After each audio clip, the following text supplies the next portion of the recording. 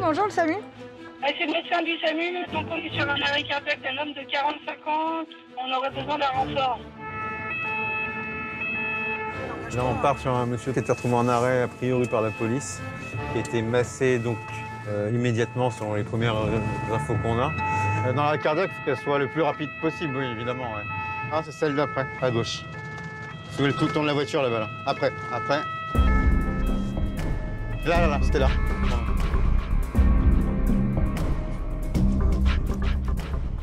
Bonjour. Il en tue ou pas là? C'est qui le doc? T'as combien d'adré là? Je suis à 1 mg. Je vais passer le deuxième dans 1 minute. Ouais. Allez. Donc on lui met cœur d'aronde, 150 mg sur 20 minutes. 150 mg sur 20 minutes. Alors. Il faut que tu m'enlèves tout ça, s'il te plaît. Ouais. Super, merci. Tu peux arrêter 2 secondes de masser, s'il te plaît? Excuse-moi. T'as rien? Non, on reprend. Et c'est vous qui avez massé, c'est ça? Non, ce sont les collègues qui sont partis. Décompresse bien. Le patient, en fait, il est toujours en arrêt. Toutes les techniques de réanimation ont été entreprises, faites par le médecin qui est sur place. Et nous, on arrive justement en dernier recours parce que cette technique ne marche pas. Le cœur ne repart pas. En pratique, si on l'amène comme ça à l'hôpital, on amènera un patient décédé. Donc du coup, on va poser la machine. Pour tenter d'arracher cet homme à une mort certaine, Akshay et son équipe vont utiliser une technique révolutionnaire. Un protocole opératoire qu'ils sont les premiers au monde à utiliser. Il a quand même des signes de vie et il est en intermédiaire. Vas-y, arrête, 2 secondes. On va la poser. Allez. Alors, faudrait lui enlever ses chaussures, ses chaussettes et son caleçon, s'il vous plaît. On est limite dans les temps, en fait. Là, on est à peu près 1 heure. Il faut qu'on aille assez vite. S'il n'y a pas de pause d'ECMO, on déclare le patient décédé sur place. Ouais. L'ECMO est une machine qui est normalement utilisée dans un bloc opératoire hospitalier. Elle va permettre de prendre le relais du cœur et des poumons de la victime en réalisant une circulation sanguine extracorporelle. Tu veux t'habiller avec moi ou pas? C'est comme tu veux. Ouais, ça me va, mais il faudra que tu me dises qu'il faut que je t'aide à faire. Bien sûr. Je ne sais pas. Bien sûr, il n'y a pas de souci. On est dans la rue, là, c'est sale, il pleut. Il faut absolument qu'on soit le plus propre possible. Le plus propre possible, sachant qu'on ne le sera jamais comme dans un bloc opératoire, mais il faut absolument qu'on soit le plus propre possible. Il est où l'externe? Il faut que tu notes les horaires.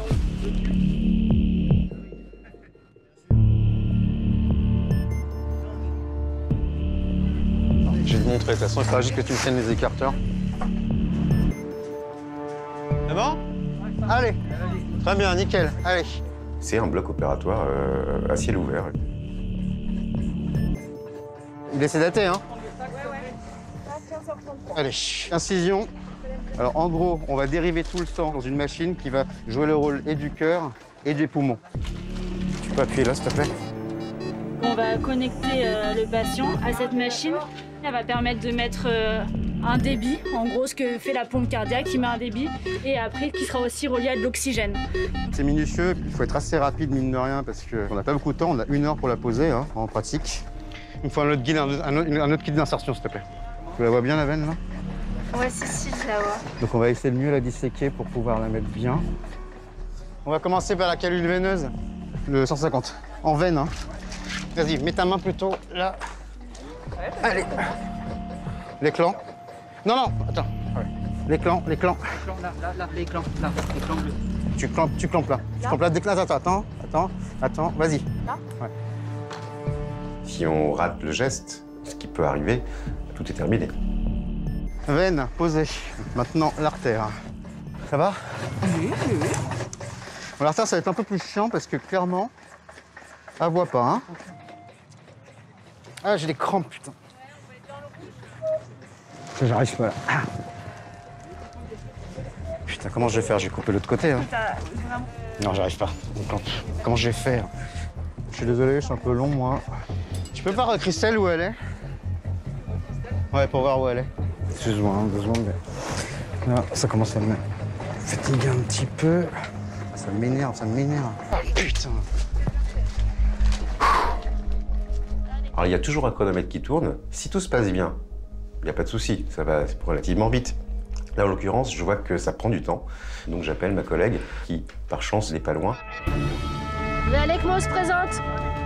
Quand on est la tête dans notre opération, on est un petit peu dans notre tunnel et l'arrivée d'une personne supplémentaire permet de débloquer la situation et de rester dans un chronomètre qui est raisonnable. Là, j'ai 2 mains. C'est ton guide de sang ou de 150? C'est mon guide de... Celui-là, c'est le guide d'artère. Sans rapport aiguille. On va essayer de le remettre droit. Voilà, c'est bon. Ok. Ça, c'est plus... Super. Les ciseaux noirs. Ciseaux noirs, la pompe. Il va me falloir du sérum clear. Il va falloir du sang. Beaucoup. Ok. Vous commandez du sang? Tant que j'aurais pas mis la reperfusion, ça pissera le sang, de toute façon. T'es prêt? Ouais. On arrête le massage, 3000 tours. On déclenche, on peut lancer la machine.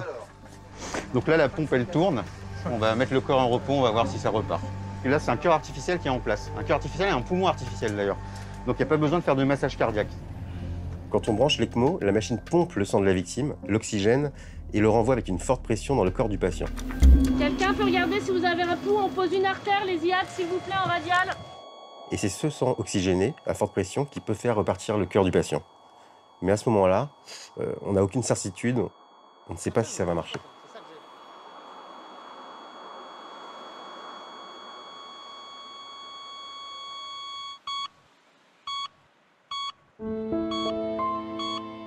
J'ai un pouls, il y a un pouls. Là, le cœur est reparti. C'est bon.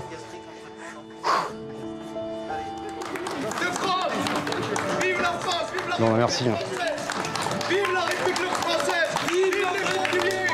Vive les pompiers! La rapidité des pompiers! Humainement, effectivement, on est content. On est content de savoir que le cœur est reparti. Il ne faut pas oublier qu'il serait décédé devant cette épicerie si on n'était pas intervenu. Donc oui, on a vécu quelque chose qui est hors du commun, quelque chose d'extraordinaire dans le vrai sens du terme. C'est très intense. Ça demande beaucoup de concentration et c'est plutôt assez fatigant. Puis c'est pas fini surtout là. Donc là, le cœur est reparti, mais il faut qu'on regarde l'état cérébral du monsieur. On est très fiers parce qu'on se dit qu'on est les pionniers. Ça n'existe nulle part ailleurs. Donc oui, effectivement, il y a une espèce de fierté à participer justement à la mise en place de cette technique. Je pense que c'est l'avenir, oui. Le créateur de cette technique inédite pour lutter contre les arrêts cardiaques, c'est le professeur Lionel Lameau à l'hôpital Necker à Paris. On vient de déclencher une équipe du SAMU, un arrêt cardiaque. On a 2 secouristes qui y vont. Elles permettent à 30% des victimes prises en charge de survivre et d'espérer reprendre une vie normale. Mais ces miraculés doivent auparavant passer plusieurs jours en réanimation pour que les médecins contrôlent leur état général et les remettent sur pied.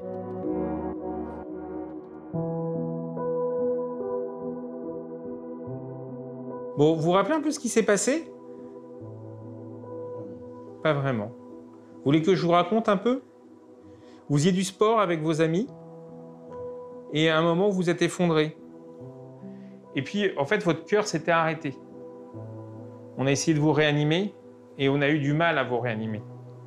Le cœur, il ne voulait pas repartir tout de suite. Il s'est arrêté pendant plus d'1 heure. La technique qu'on a utilisée, c'est une nouvelle technique. On a mis une machine pour remplacer votre cœur. C'est presque un petit bloc opératoire qu'on amène sur place. Je pense pas une catastrophe. Oui, vous êtes passé pas loin de la catastrophe. Ouais. Pendant plus d'1 heure, son cœur ne repart pas. Donc là, il n'y avait plus que 2 options, entre guillemets. Soit il était déclaré décédé, soit on pouvait lui mettre une machine qui remplace son cœur et ses poumons. Pour nous laisser le temps de traiter l'origine de l'arrêt cardiaque, on a décalé finalement la limite de la mort. Ça prend combien de temps pour retourner à la maison? Il y a 10 jours, votre cœur était arrêté. D'accord? Et aujourd'hui, vous êtes réveillé, on peut se parler. Et vous mangez tout seul, vous commencez à bouger tout seul, vous commencez à faire tout ça. Donc ça va très très vite. On a très bon espoir que vous puissiez rentrer vite chez vous. C'est quand même des stratégies qui sont extrêmement intéressantes en termes de survie. On parle de gens qui ont 100% de mortalité. C'est ça qu'il faut bien réfléchir. Ils sont tous morts. Sur 100, ils sont tous morts. Sur 100, là, il y en a 30 qui vont survivre. Et 30% du nombre d'arrêts cardiaques qu'il y a en France, on parle de 40 à 50 000 morts, vous voyez que ça représente des milliers de personnes. Allez, à plus tard. Pour sauver plus de vies, Lionel Lameau et son équipe cherchent maintenant à former d'autres urgentistes à cette nouvelle technique. C'est vrai que j'ai oublié le thermomètre parce que je pique le thermomètre de cuisine de ma femme. Et du coup là... Mais contrairement au cancer, aucun plan national n'a été mis en place par l'État pour lutter spécifiquement contre les arrêts cardiaques.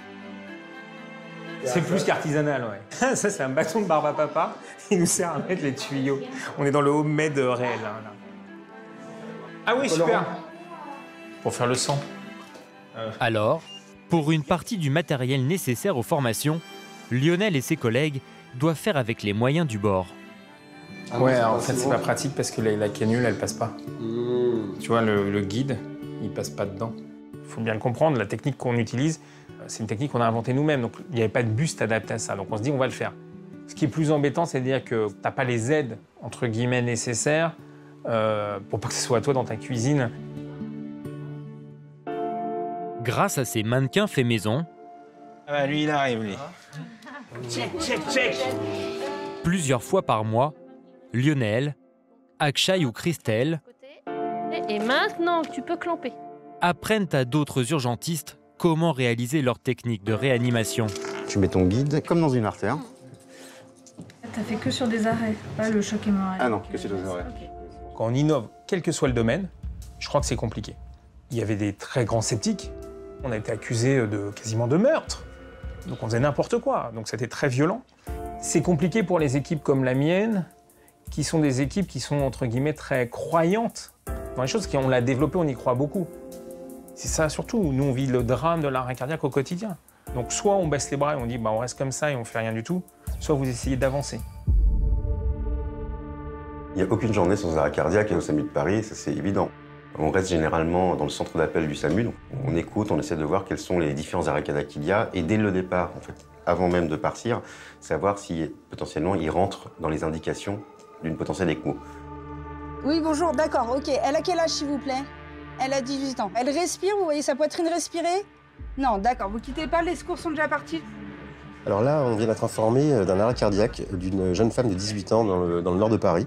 On envoie immédiatement une équipe médicale. Et s'il n'arrive pas à faire repartir son cœur, c'est là que j'interviendrai.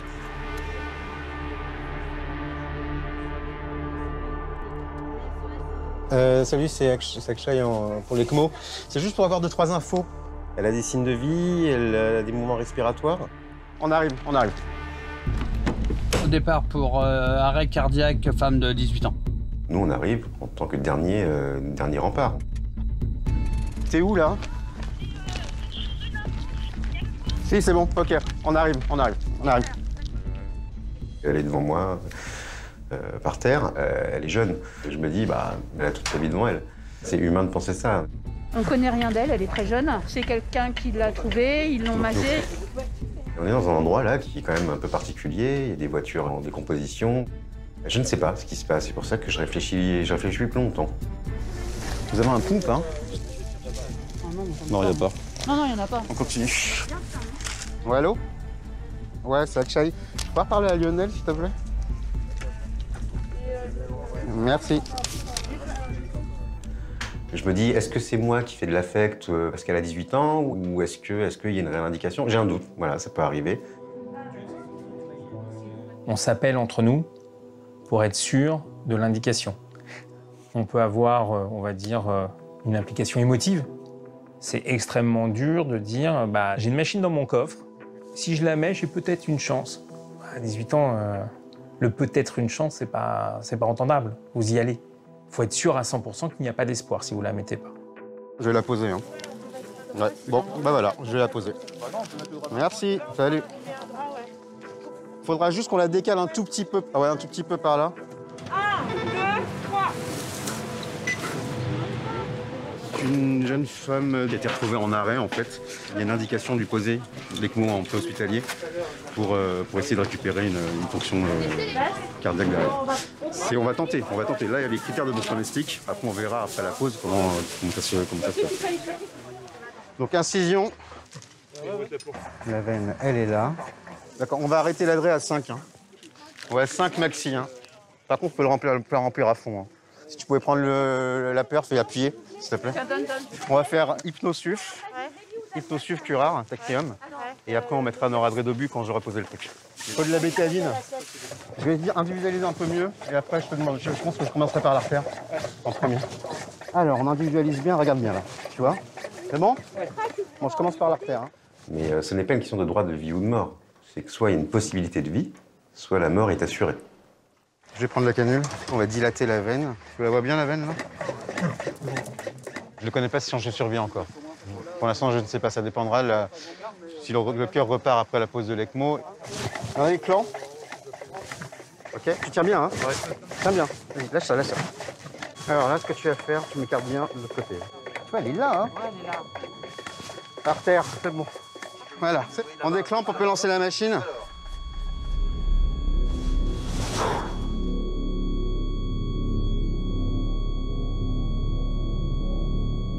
Non, non, non, non, non, c'est pas possible. Putain. Ah, putain. Fais chier. J'ai pas de pouls.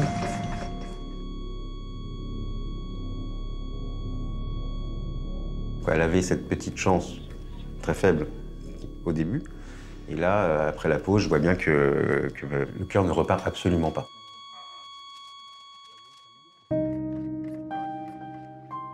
On arrête, on arrête. On arrête? Ouais. Non, on arrête. Putain, je suis désolé. Hein. Chier.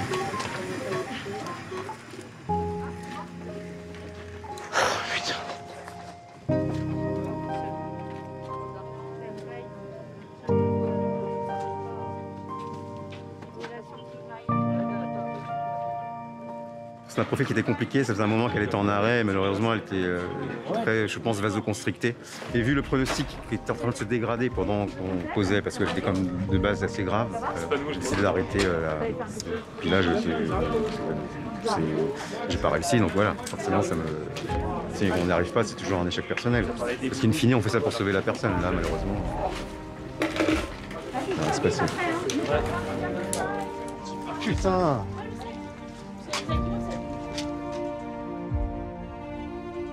On sait qu'on est dans une technique où il y a effectivement 70% de gens qui vont mourir. Si on se dit ça, on arrête tout de suite. Sauf qu'on sait qu'il y a 30% de gens qui vont vivre derrière. Donc non, c'est pour ces 30%-là qu'on se bat en fait. Donc on continue pour ça. Malgré les échecs, en moyenne, 4 personnes par mois sont sauvées grâce à Akshay et les autres médecins de son équipe.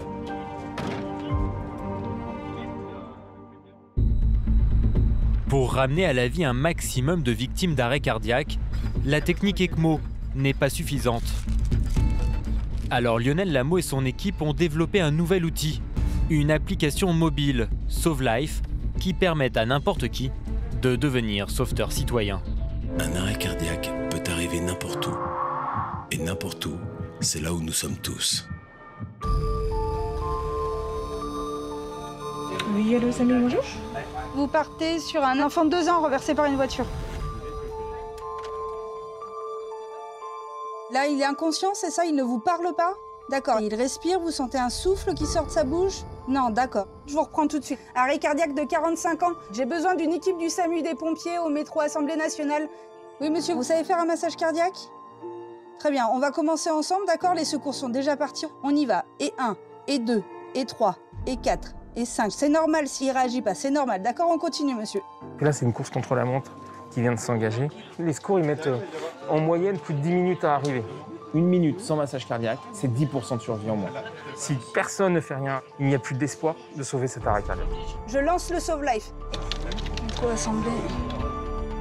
On envoie des pompiers et une équipe du SAMU qui vont aller très rapidement sur place pour faire la réanimation.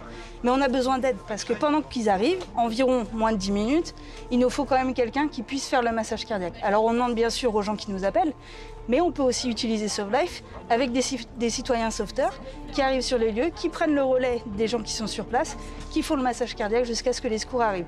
SauveLife va chercher s'il y a des citoyens sauveteurs à proximité disponibles. Donc là, on voit sur la carte toutes les personnes qui ont l'application autour de l'arrêt cardiaque, qui ont reçu l'alerte. Ils sont en gris. J'en ai un. Ici, ouais. Et là, on voit ceux qui changent de couleur, c'est ceux qui ont accepté l'alerte et qui vont être donc envoyés par leur GPS sur place pour réaliser les massages cardiaques. Je pense que dans 2-3 minutes, il va y être, on va pouvoir l'appeler. Il y a quelqu'un qui arrive? D'accord, c'est certainement un citoyen Sauve Life. Vous pouvez me le passer au téléphone? Bonjour monsieur, c'est le SAMU de Paris au téléphone. Vous avez été déclenché par Sauve Life? Ok, super, merci. Vous savez faire le massage cardiaque? Donc vous allez vous mettre à genoux au niveau de sa poitrine. Vous allez placer vos mains l'une sur l'autre, entre la ligne imaginaire des 2 tétons. Et vous allez appuyer sur le sternum au niveau de la poitrine, sur un rythme que je vais vous donner. Et vous allez appuyer bien fort, monsieur.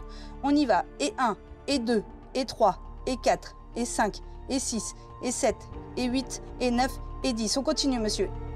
C'est vraiment très physique. C'est pour ça que s'il y a plusieurs personnes qui se relaient, c'est d'autant plus efficace. Si vous avez pris le départ à vous. Un instant.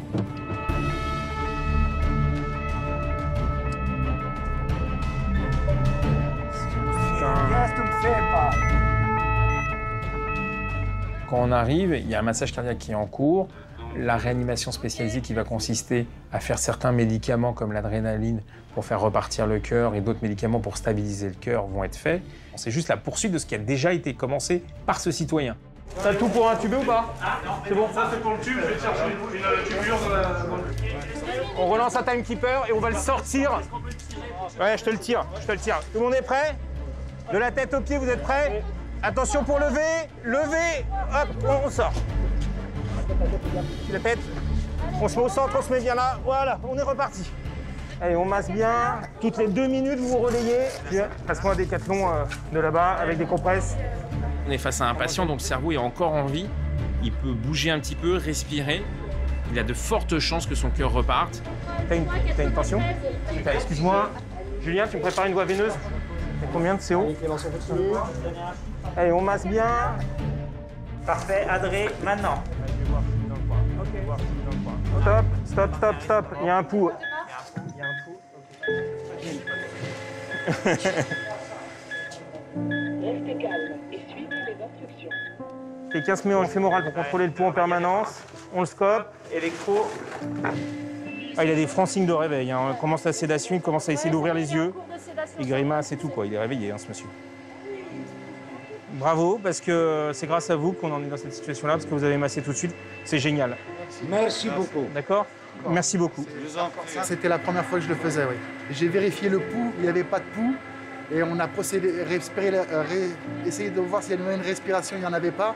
On a commencé à procéder par le massage cardiaque tout de suite. C'est la première fois que vous faisiez ça? C'était la première fois que je le faisais, oui. Ça fait quoi d'avoir sauvé quelqu'un?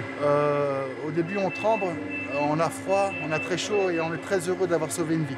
Mais encore bravo. Hein. Merci ce que vous faites. Non, non, c'est vous là les vrais héros. Hein. En fait, quand le cœur s'arrête, il n'y a plus assez d'oxygène, le carburant du cerveau, immédiatement. Donc le massage cardiaque va permettre de faire circuler le sang et donc donner de l'oxygène au cerveau.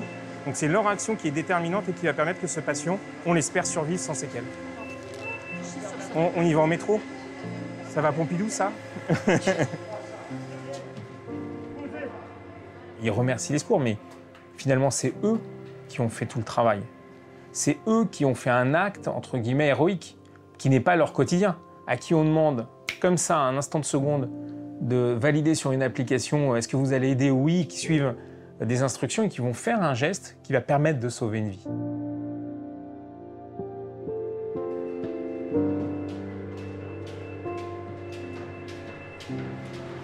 Aujourd'hui, on est extrêmement fiers de dire qu'on a 300 cœurs qui sont repartis avec l'intervention de ces citoyens sauveteurs via Sauve Life. Loin des ambulances et de l'hôpital, une fois par an, Lionel Lameau organise une soirée forte en émotions. Ça y est, on arrive. Pour que ces citoyens sauveteurs puissent rencontrer celles et ceux qu'ils ont secourus.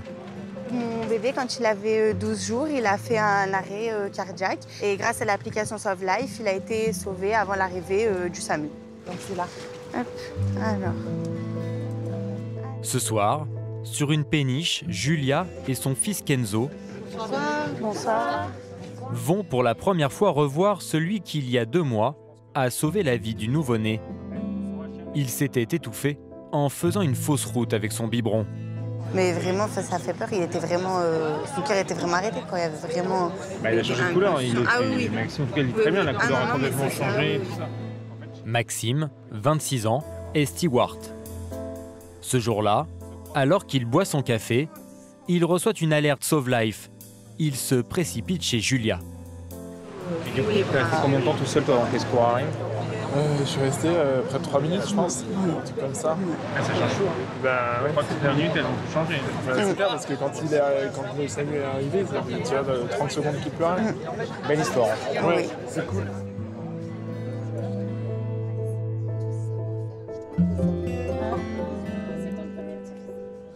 C'était la première fois qu'on se revoyait ce soir et franchement c'est une belle surprise, on ne s'attendait pas encore il y a une semaine à se revoir et là c'est un vrai bonheur de revoir ce bébé avec la maman et la grand-mère, tout le monde va bien, c'est génial.